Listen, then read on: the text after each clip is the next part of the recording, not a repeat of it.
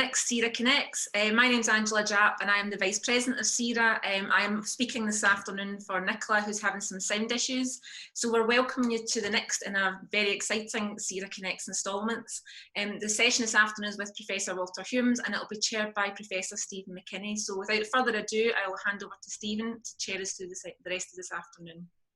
Thank you very much, Angela, and a very, very warm welcome to everybody for this special, very special SERA Connects. It's with great pleasure I'm going to introduce Professor Walter Humes. He sent me a short biography and I'll read some highlights from it. He's held professorships in education in the universities of Aberdeen, Strathclyde, west of Scotland. He's now an Honorary Professor in the School of Social Studies at the University of Stirling. His extensive list of publications include work on educational policy, curriculum studies, history of education, teacher education, and of course, educational leadership and management. He is co-editor of the standard text Scottish Education, which is now in its 5th edition, a marvellous publication, and I'm sure many of you advise your students to buy this. And in 2019, at the BERA conference, at the unearthly hour of about 8 o'clock in the morning, because I was there in Manchester, he was awarded a John Nisbet Fellowship by the British Educational Research Association in recognition of his lifetime contribution to educational research. And he waited to give that talk till I arrived. So thank you, Walter. He's also been hugely influential on many colleagues who've worked in education and ITE across Scotland for many years. He has been a great influence on particular members of staff, very supportive of many people, and this is a word he would despise, a mentor to many people, and a much loved mentor, and a much admired mentor. Now, Walter is going to speak for about 10 minutes. Nothing controversial, I'm glad to say, because he's mellowed. If you believe that, you'll believe anything. I would ask you to put your questions on the chat line, and after 10 minutes, Walter is prepared for us to work through the questions and open up the discussion. Okay, Walter. Thank you, Stephen, for that kind introduction, and thank you to SERA for inviting me. And it's very good of those of you who are present here to have given up some of your summer holiday, because this is a time when most people would be doing exciting things on the Alps, like Mark Priestley is at the moment, or travelling further afield. I think I should begin with a health warning. And by that, I don't mean the fact that Boris Johnson is visiting Scotland today, which will not be a great enhancement to the well-being of the nation, I suspect, but rather to the fact, as you all see, that I'm quite an ancient person, and I suspect I'm rather out of touch with many of the issues that concern younger researchers, and in particular in relation to methodology. But what I did in advance of this event was indicate 4 areas where I would be very happy to be subject to close questioning. But don't feel constrained by these. What I'll do now is I'll simply remind you of what those 4 areas are and then speak for the remainder of my 10 minutes on one of them, because if I were to go through all of them, it wouldn't leave enough time for comment and question. I said I would say something about my recent research. I actually retired from full-time employment nearly a decade ago, but thanks to my association with the University of Stirling, which I'm very grateful for, I've been able to continue to write and lecture and generally make a nuisance of myself. But I have had the opportunity to do a fair bit of research, and I'll mention these areas in a moment. So recent research, I'll say something about methodology because I'm a bit cavalier in relation to methodology. I'm not a methodological purist. I think the desire for perfection in methodology is a kind of psychiatric symptom, in fact. I'll say something about the co-editing of Scottish Education, which I've done since 1999, first of all with Professor Tom Bryce of Strathclyde, and more recently we've invited Eileen Kennedy and Donald Gillis to join us. That's called succession planning, because both Tom and I are in our mid-70s and we don't know what lies ahead. And I'll say something, if you want me to, about the title of the BERA lecture that Stephen referred to. The title that I gave was Going Against the Grain, because many people regard me as being mildly controversial. I don't think I'm terribly controversial at all. I think the fact that people perceive me as such tells you a lot about the dominant culture of the system. Anyone who says anything that's mildly divergent is liable to be labelled as a troublemaker. Anyone less like a troublemaker is hard to imagine. Okay, recent research. I suppose it falls in under a number of headings. I've done work with Mark Priestley, whom you've heard from recently, on curriculum. Mark is co-editing a book on curriculum making in Europe, and he and I have written a chapter for that book. I've co-written with Mark before, and you know, he's a delight to work with, and I'm very glad to have had that opportunity. I suppose the work that I'm best known for is in the politics and policy making in Scottish education. That started with an early book, The Leadership Class in Scottish Education, and I've continued it off and on since then. Most recently, I wrote an article for Scottish Educational Review, which won't actually appear in print until November, but it is available online on the SER website, and it's entitled Reshaping the Policy Landscape in Scottish Education. And I've been looking at the creation of a number of new bodies and their significance for our understanding of the system. One of the reasons I spend a lot of time in this area is that I feel it's very important that people who work in education know about the structures that help to shape their professional lives. Beginning teachers tend not to know very much about bodies like Education Scotland, the Scottish Qualifications Authority, the General Teaching Council for Scotland, and these are bodies that can influence what is possible for them to do in their day-to-day work. And I think they need to know about it, and they need to understand the function of these bodies, their strengths, and also their limitations. Because there is a sense in which a lot of Scottish education is very institutionally defensive, and I can elaborate on that if you wish. So that's the second area of research.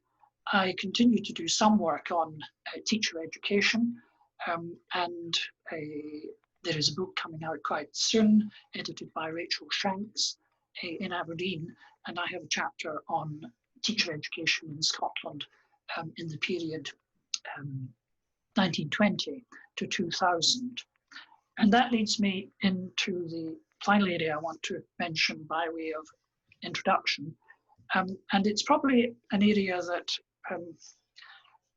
few people know much about because it's not a fashionable area. And it's history of education. The teaching of history of education in Scotland has not quite disappeared, but it's certainly much less evident than it used to be. And since 2010, I've been writing a series of articles on radical figures in Scottish education, people who, in my view, had interesting things to say. That's not to say that I agree with everything that they wrote, but they were never taken seriously by the education establishment. And I think you need to, you can learn a lot about dissident voices in a system. So I've written articles about R.F. Mackenzie, William Boyd, John Maclean, A.S. Neil, and Margaret Macmillan. And I'm now looking at Patrick Geddes, whose who's attracted a lot of interest, but I think I have something new to say about his position in education. I don't wish to unpack that too much today.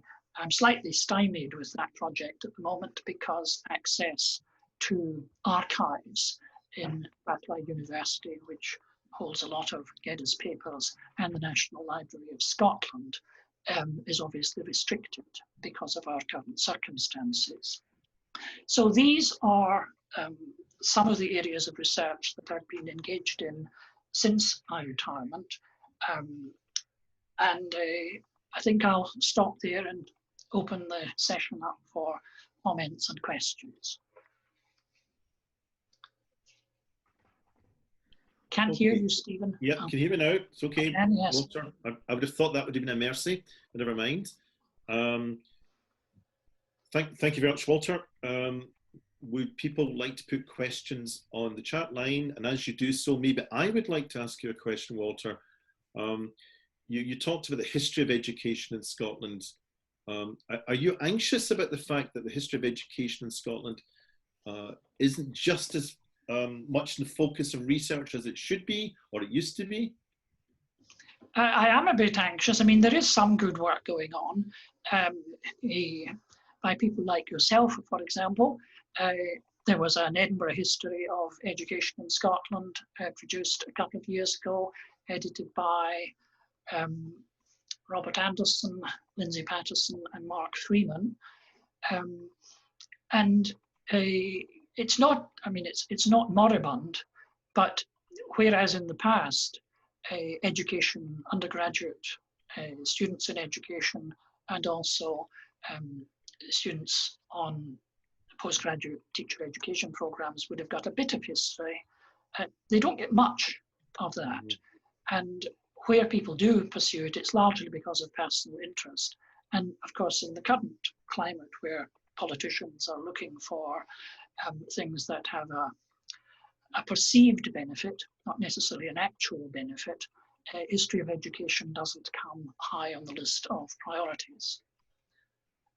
Okay, thanks. So some concerns. Yeah, perfect. Rachel, you've got a question to ask? Oh, hi. Sorry, I thought you were going to ask them, Stephen. No, I'll ask you to ask them. Okay. Hi, Walter. Hi, thanks. Hello, Rachel. So my question was just asking about what do you think the reasons are for why there isn't debate? You know, what you alluded to, you being seen as a troublemaker just for having different views on things. Is it partly to do with the size of Scotland in terms of population? Is it people being scared of having different opinions? But again, then what leads to that sort of lack of confidence? I just wondered what you thought the reason for the lack of debate sometimes. Yes, I think that the size of Scotland is both a plus and a minus, in that policymakers and leaders in the educational world tend to know each other on a personal basis. And that makes communication relatively easy. They can lift the phone and talk to people before and after meetings and so on. But it can lead to a very inward-looking and complacent culture, where somebody who has a view that is not seen as mainstream tends to be regarded as an outsider. I think outsiders are very important in any system, whether we're talking about education or the health service or the legal profession or the medical profession.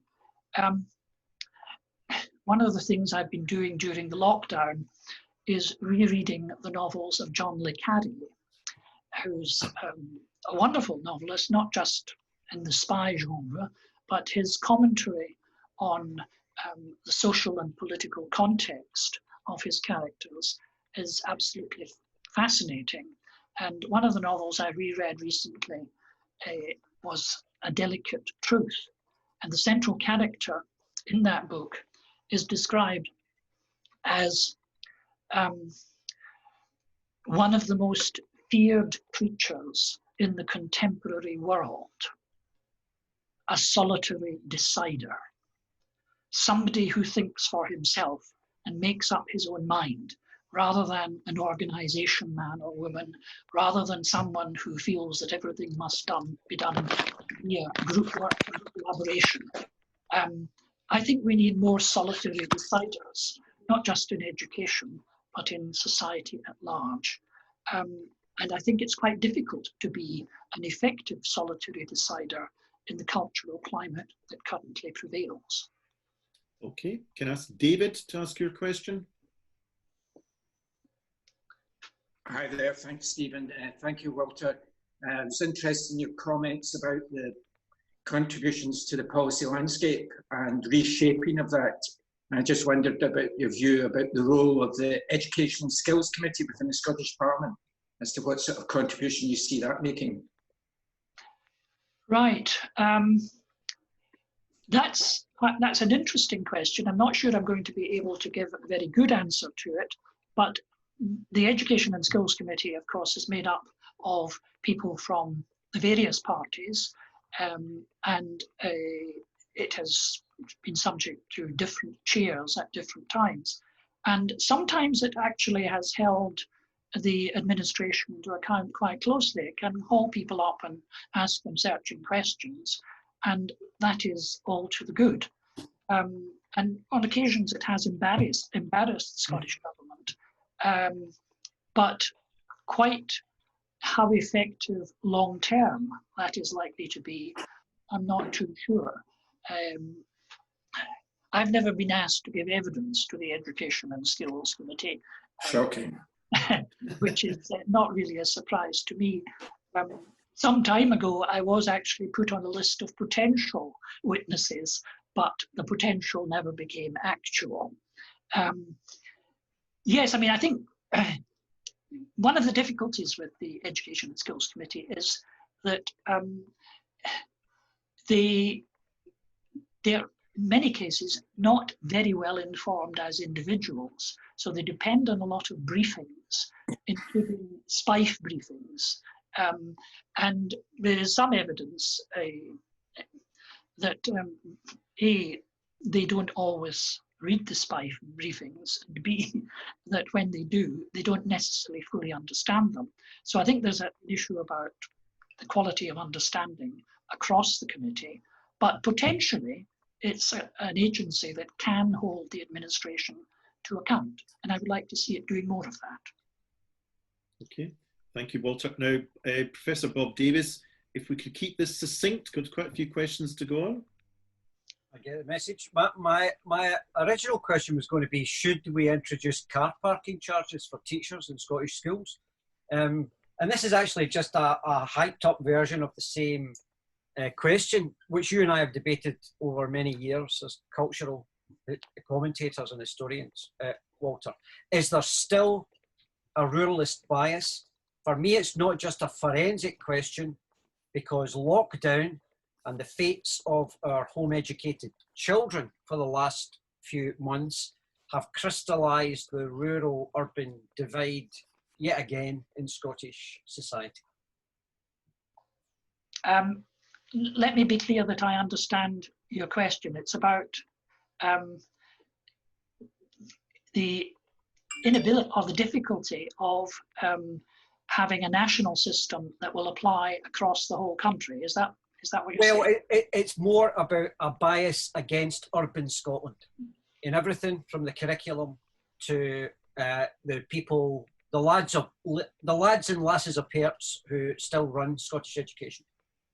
Well, yes, and that goes back to Macpherson's work, Andrew Macpherson's work, which many years ago suggested that it showed that the inspectorate was predominantly drawn from the rural small town parts of Scotland. Macpherson referred to it as the Kirriemuir Career.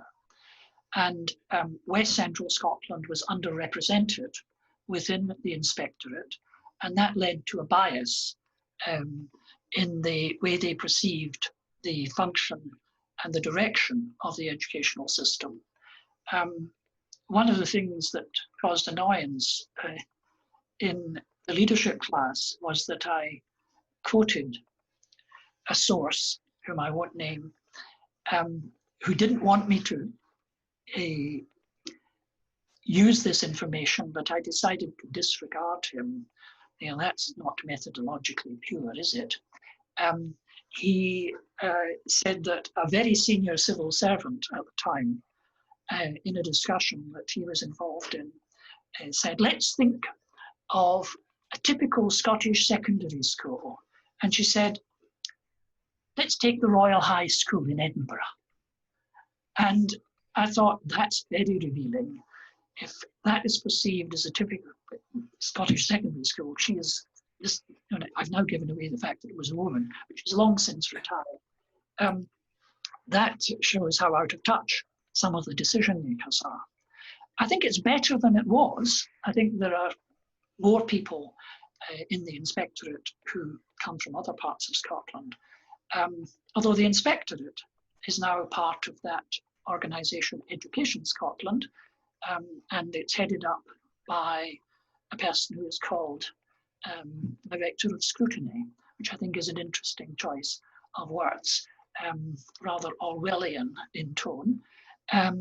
So yes, I think managing rural schools is actually very difficult, and it's made more difficult by the fact that so many local authorities are very hard pressed for cash.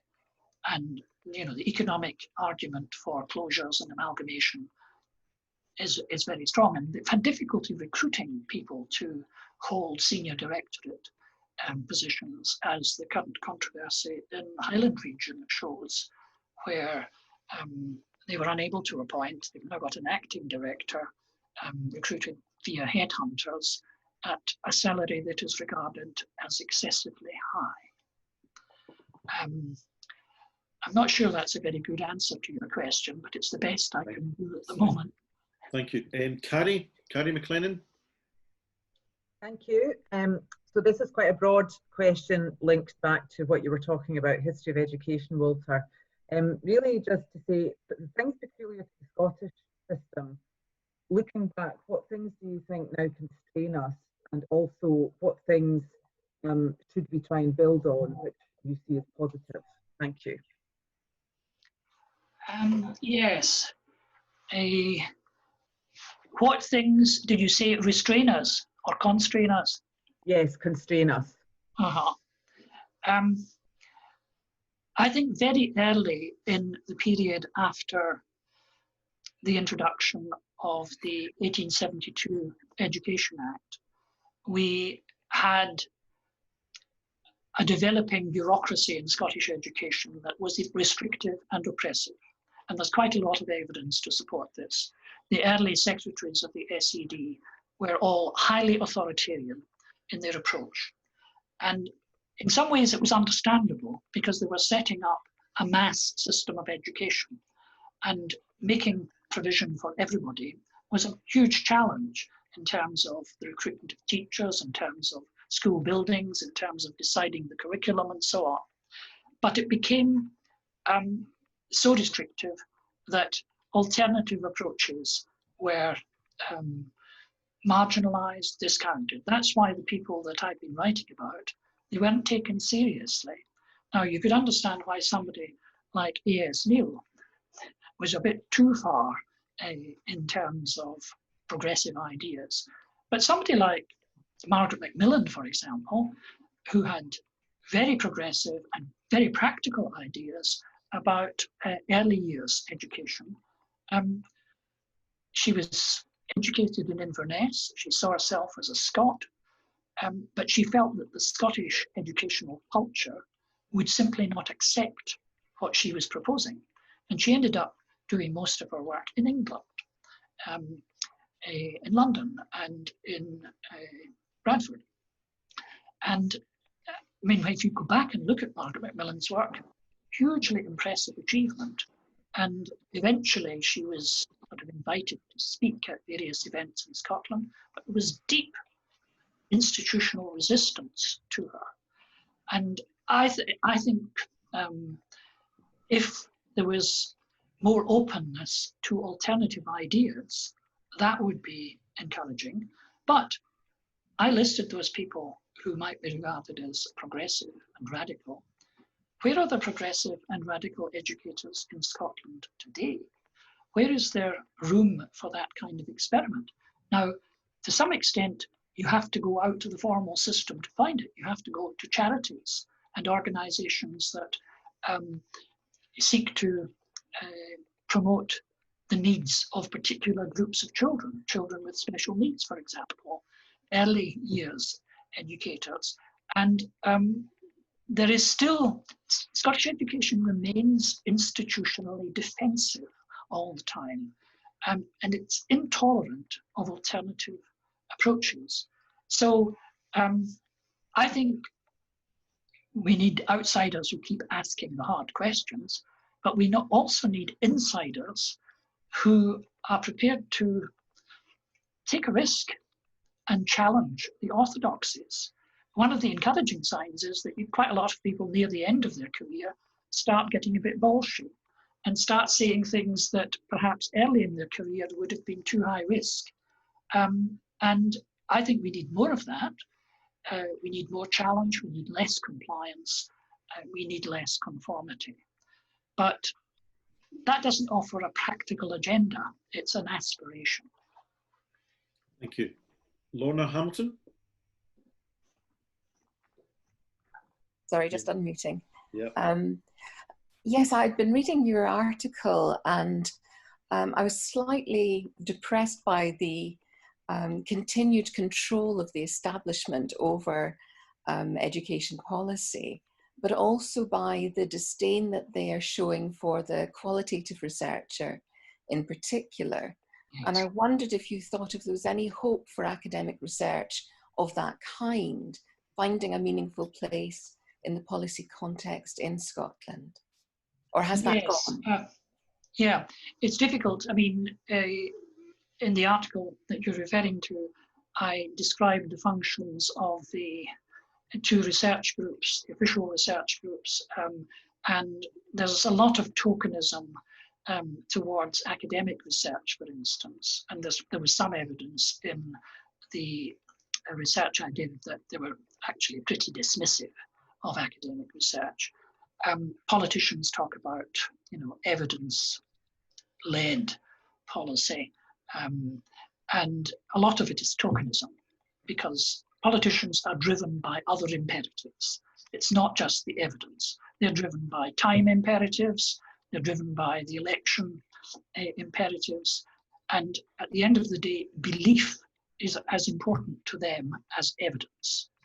I think researchers doing qualitative research probably need to be a bit more assertive about the contribution that they can make, because big decisions about education are not just based on data. They're based on values. They're about the kind of society we want to create. They're about the kind of human beings we want to help to develop. And these are ethical and social questions. And so I think I would like to see more engagement with the number crunchers in the Scottish government and saying, look, okay, that's fine. You've produced these figures and we need to take them on board and we need to interpret them and examine what they mean. But it doesn't tell you the whole story, because what goes on in schools is multidimensional. There are so many variables involved. And some of these you cannot pin down to a chart or a table, but they're important. So, I mean, I have also been critical of the academic community. I'm quite generous in my criticism. It's a form of social inclusion. I argue that in some respects, the academic community has been complicit in its own containment. It has accepted too readily the parameters that government allows in terms of discussing the kind of research that is important and the kind of research that should be carried out. So we need a bit more assertion, a bit more willingness to take issue with the orthodoxies of the entrenched policy community. Okay. Nicola, are you able to ask your question? Or do you want me to read it out? Okay, so Nicola has serious problems with her sound. So I'll read out her question. It's about bodies that are shaping the educational policy landscape. Walter, what is your perspective on who are the main bodies with influence and the current positioning of bodies such as Education Scotland, Regional Improvement Collaboratives? Yes, I mean, that's what I was writing about in the most recent article. And I suppose my conclusion is that there's been some shuffling of the jokers in the pack, in that you have these new bodies, the Curriculum and Assessment Board, the Scottish Education Council, the Strategic Board and Teacher Education, the Regional Improvement Collaboratives. And in that piece of research, I was able to speak to people who were involved in one or more of these bodies. It was quite an interesting piece of research, and I was lucky to be able to complete the groundwork before the lockdown. It was not a form of research that would get much formal approval in terms of methodology, in that I thought, from my perspective, I read an awful lot of the boring minutes, because you've got to have a very high boredom threshold to do this kind of research. But I thought, well, okay, I can get so much from the minutes, but I need to speak to some of these people. But I thought, if I go to them and say, I'd like to do a formal interview with you, they're going to say no, because they would be concerned that I would, you know, especially if they agreed to have remarks attributed to them. And even if I didn't do that, it might be possible to identify some of them because of the context in which, you know, the work was being done. So I went to 10 people of varying degrees of seniority, but all of them were involved in one or more of these bodies that we've been talking about. And I said, would you be willing to have an informal conversation with me? It wouldn't be recorded. There wouldn't be an agreed text at the end of it. I undertake not to name you under any circumstances, even under torture by the Directorate of Scrutiny in Education Scotland. And much to my astonishment, they all, without exception, said yes. And they were all interesting. They were pretty frank, some of them much franker than I expected. Now, and I had to ask myself, well, why are they doing this? Have I become so mellow in my old age that they don't regard me as, you know, a potential source of disruption any longer? I'm in a meeting, Fiona. Can I call you back? Do they think that they can get me to say things that they would like to say, but they're in a position where they couldn't say it directly, but be quite happy for me to report the point of view, even though I wasn't attributing it. But the result was, and it was not quite unanimous, but they were saying these new bodies are actually not making a lot of difference. The big players are still the same big players. They are senior staff in Education Scotland, they're senior staff in the Scottish Qualifications Authority, they're senior staff in GTCS, and there's a whole raft of people in Scottish Government, because all of these meetings that I referred to and whose minutes I had to plough through, they were all heavily populated by civil servants from Scottish Government. Some of them named, quite a number of them not named.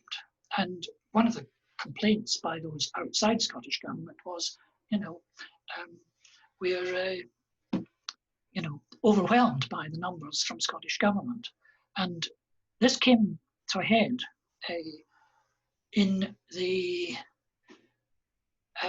Scottish Education Council, because once the Regional Improvement Collaboratives were created, all the 6 leads of the Regional Improvement Collaboratives were able to attend the Scottish Education Council, But they quickly became quite fed up with the arrangement because the Scottish Government officials sought to have a pre-meeting with them in order to avoid controversial issues arising at the actual meeting. And the RIC leads said, we should be co-constructing the agenda for these meetings, but Scottish Government officials weren't happy with that. So you have tensions there, and the RICs were potentially, and are potentially, an agent of change, but they're encountering pretty entrenched traditional players in the system. Okay, Stuart Farmer, you have a question? Thank you. My question overlaps a little bit, I think, with what Nicola and Lorna have just asked. It's going back to your comments about the history of Scottish education and researching the history of education. Obviously, in recent years, much more of the official documentation has gone online rather than on hard copies on library shelves. And, you know, as the Education Scotland cull of many pages of documents, you know, in recent years have proved, I was wondering how you felt about a lack of proper archiving of such documents would hold back future generations in terms of researching the history of Scottish education, but also how that allows the agencies and government to actually control the narrative of Scottish education. Yes, I think that's an important issue. One can understand why Education Scotland decided to have a cull of many of the documents, because teachers complained about the excessive amount of paperwork and the heavy burden of the bureaucracy. But and they reduced the paperwork, and they, you know, brought forward things like shortened statements of the key messages of Curriculum for Excellence. But the downside of that is that there may well be documentation that would be of interest to future researchers. And I think because of the internet, the control of the flow of information is now quite an important element in the management of consent. And I'm quite old-fashioned in a number of respects.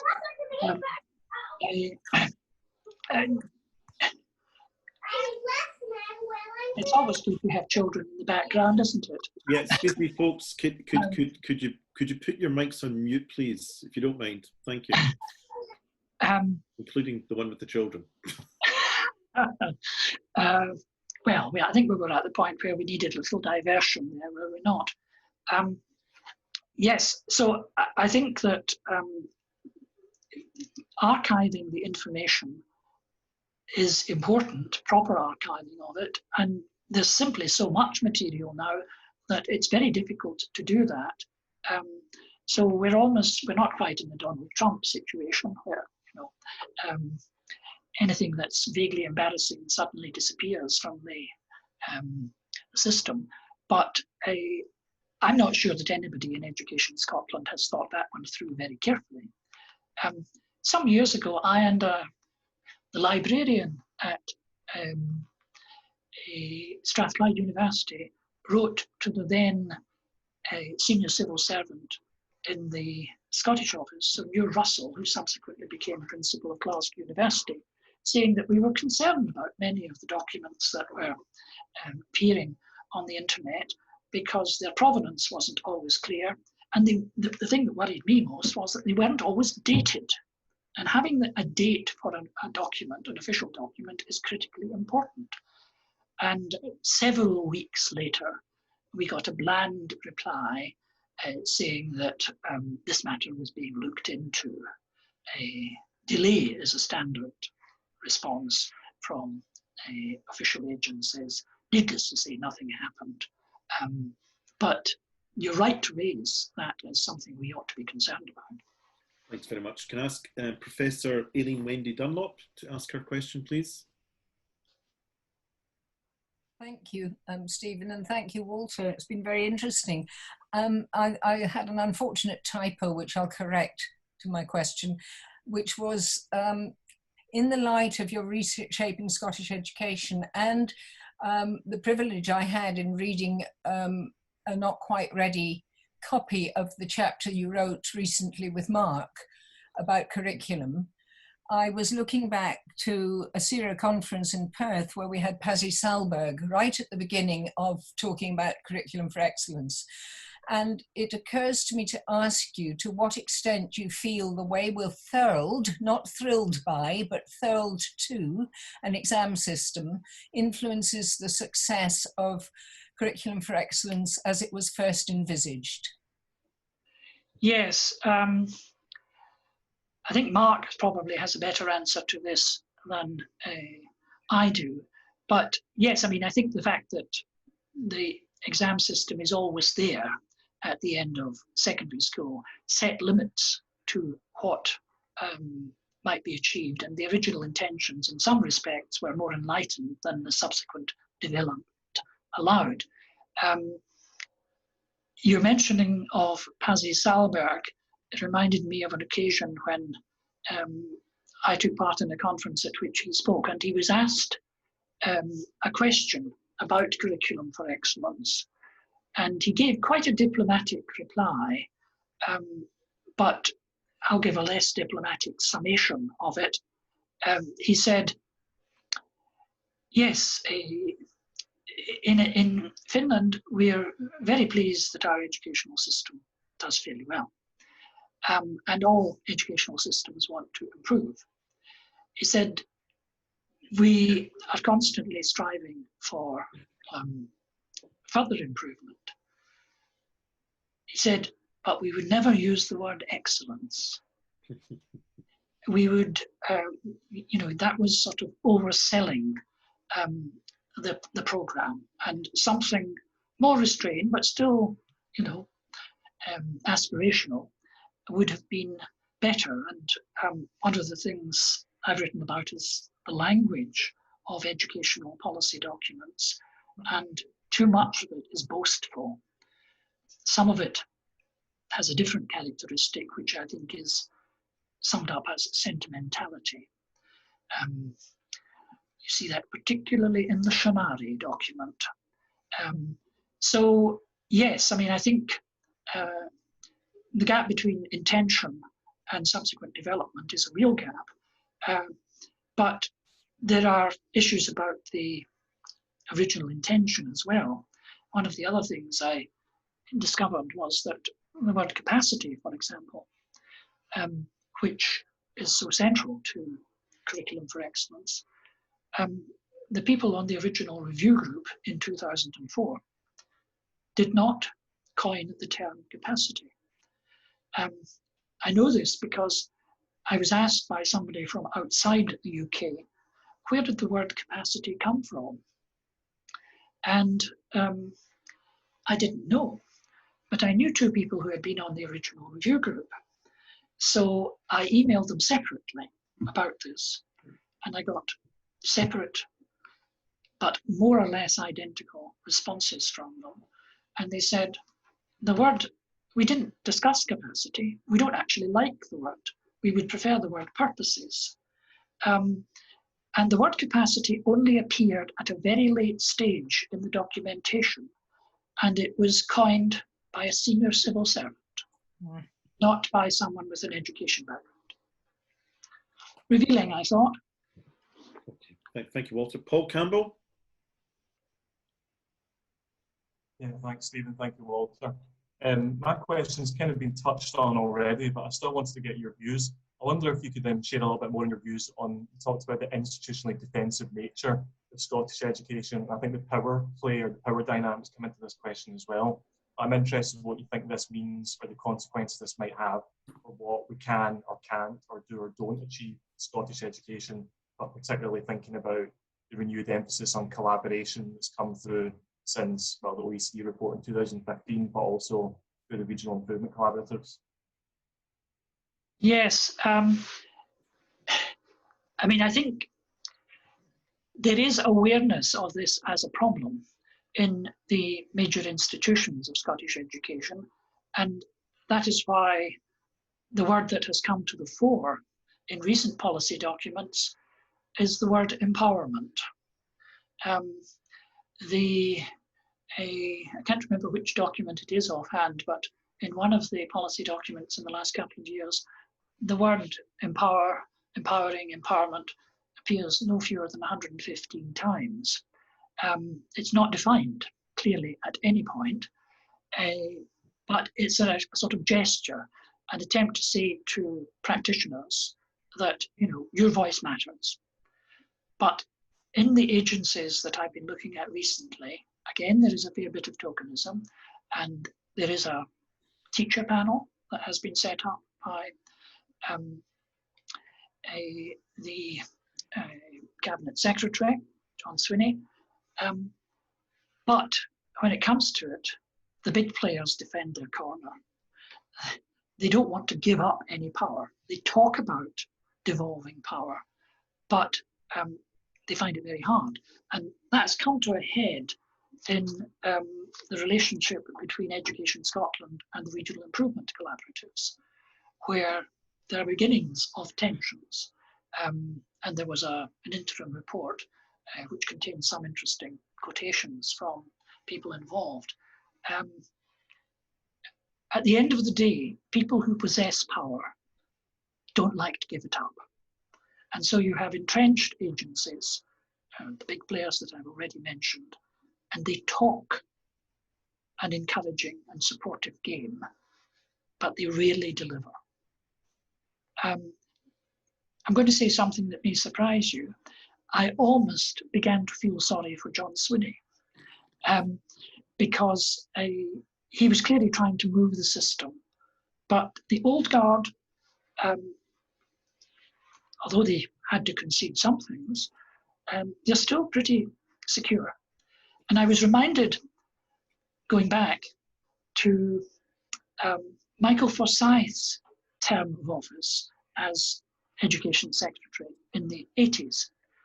And Michael Forsyth was, of course, a hated figure in Scotland because he was seen as Margaret Thatcher's representative.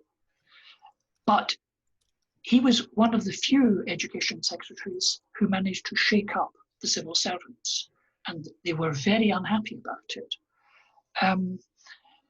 And immediately after he was, we moved on to other, if not greater things, he was replaced by Lord James Douglas Hamilton, who is the most emollient, or was the most emollient minister you could imagine.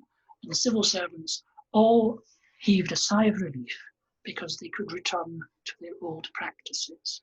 One thing I discovered recently about Michael Forsyth, which caused me to adjust my view of him slightly,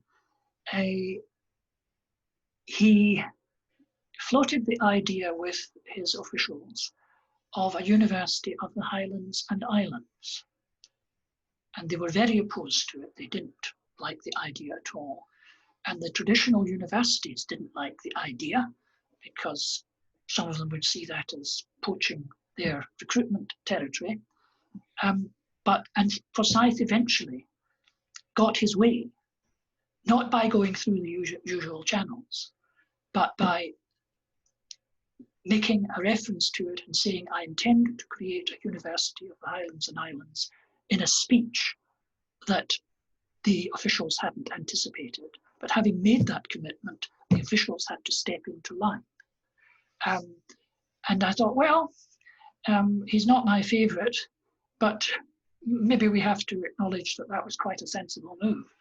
And maybe other education ministers should take on the officials rather more robustly than they have tended to.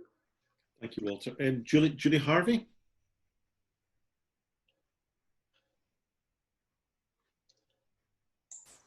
Hello, and thank you for this, Walter. It's really interesting.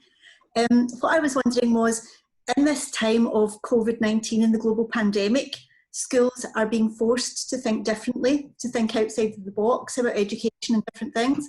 Do you see this as an opportunity? And if so, what steps could school leaders and school teachers take to seize this opportunity for change? I think it is both a huge challenge for schools and teachers and an opportunity. And I think the more creative members of the profession have been planning different ways of arranging schools and engaging with the processes of learning and teaching. I think that it's not going to be a sort of magic bullet that will transform our schools, but I think it should encourage us to think carefully about the use of technology, about size of learning groups, about the kind of dynamics that can take place that might be different from conventional dynamics. So anything that stimulates change has potential, but of course it may well create problems that we haven't thought of at all yet, because we can't anticipate what some of the side effects might be. I mean, I think the big worry about the effects of the pandemic is that the gap between advantaged and disadvantaged children is likely to have increased as a consequence, because the kind of support that disadvantaged children will get at home will be probably less than optimum. And I think schools are going to face a real problem when they resume in August. And one of the tasks will be to assess where the children are in terms of their learning. Great, thanks. Now, Paul Adams, you ready? I'm afraid I'm lumping you in with Professor Davis. Can we keep this succinct, please? I don't know about that, Stephen. I'll do my best. I'm a relative interloper into Scotland, as you can probably tell from my accent. I came on January the 3rd, 2014, due to the fact that in Scotland we need 2 days to carry coal and drink whiskey after the hogmanay rather than just the one they have in England.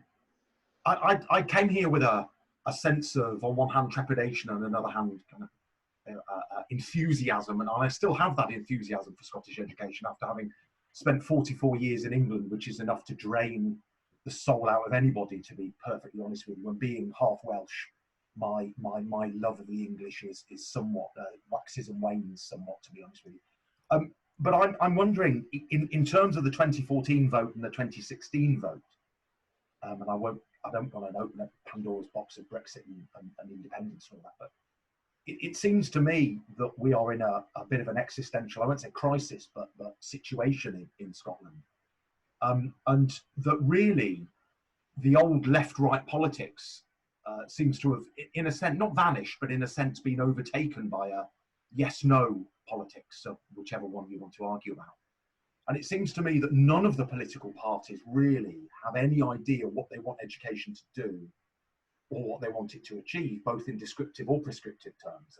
They seem completely devoid of any ideas, other than we want to be better than another country, or particularly better than England in terms of the government itself. And the stuff you talk about with regard to the power plays, I mean, that plays out in England dramatically. It's in a different form in England with the creation of academies and things, certainly, but it plays out down there as well.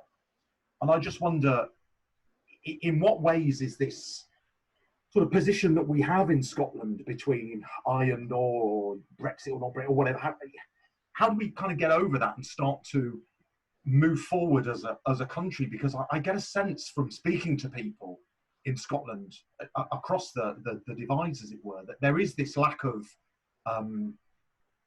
confidence in many ways, but there's also a deep conservatism with a small c, which frustrates the hell out of me in some respects. But also the radical agenda in England. I don't want radicalness for radicalness' sake, because that causes untold problems as well, as we see south of the border. Yes, what you say certainly resonates with my own thinking. I mean, the situation in Scotland in education is more uniform for a start, which means that the big arguments about local authority control versus academy trusts and so on don't arise. We also have a much smaller independent sector in Scotland than in England. But some of the PISA results suggest that in certain respects we are not doing as well as in England, although there are big questions about the, how much weight should be attached to the PISA results. I think you're right about the bigger political context. I would like to see politicians in Scotland listening more to some of the independent think tanks that exist, and they exist both on the political left and on the political right. I think the currency of ideas is still drawn too narrowly from the traditional policy community. I think both countries are affected by the tension between global pressures and national pressures in education. I mean, Scotland is, like all advanced countries, subject to international comparison, and OECD reports and results are taken seriously. But because of the political context in Scotland, there has also to be an appeal to the Scottish tradition and an assurance that Scottish cultural values and the educational tradition will not be abandoned because of these external pressures. And I think it's a very difficult juggling act for the Scottish government to manoeuvre between these different pressures. Like you, I mean, there's quite a lot of disenchantment with the political process in general. And the current crisis has in a way exacerbated it.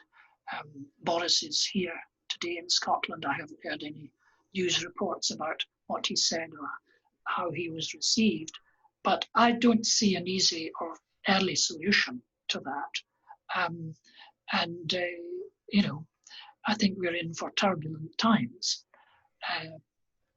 So any sort of progressive educational ideas, I think, would be welcome, but it's hard to see how they would be implemented quickly.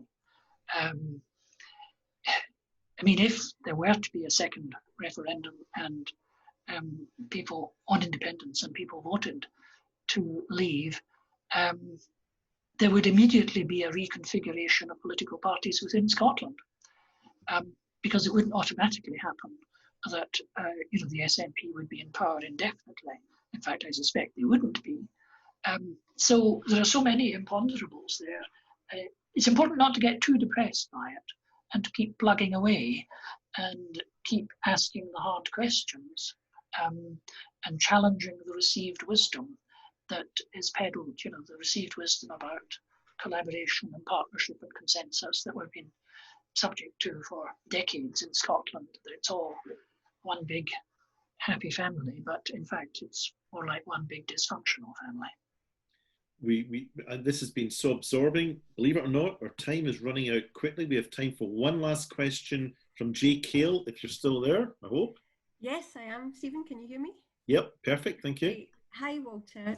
Hi. You mentioned before a wee bit about on-policy language. Could you expand a little on why you feel the language of Shinari is sentimental?